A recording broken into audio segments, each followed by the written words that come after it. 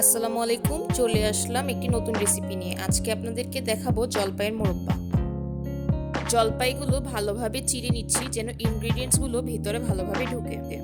প্রথমে আমাদেরকে আচারের মশলা বানিয়ে নিতে হবে। মশলা বানানোর জন্য আমরা 4টি শুকনো মরিচ, 5 ফোড়ন, জিরে, ধনিয়া ভালোভাবে ভেজে গুঁড়ো করে নিলাম।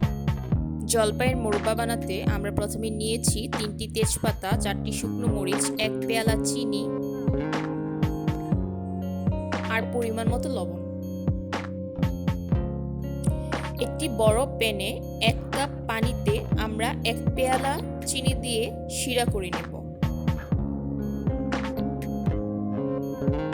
পরিমাণ মতো লবণ দিয়ে নিচ্ছি।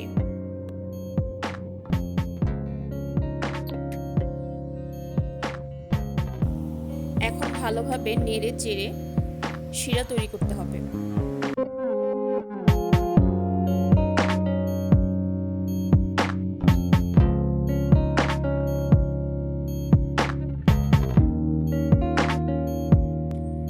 এখন আমরা 1 ঘন্টা ভিজিয়ে রাখা জলপাইগুলো চিনির শিরায় দিয়ে দিচ্ছি। ভালোভাবে নেড়ে চেড়ে নিতে হবে।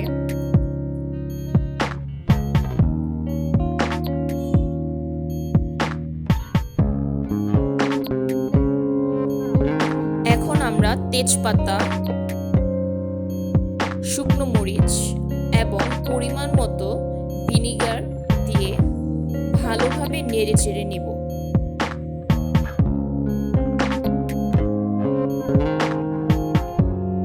এখন আমরা 10 মিনিট ঢেকে জলপাইগুলো সিদ্ধ হওয়ার অপেক্ষা করব।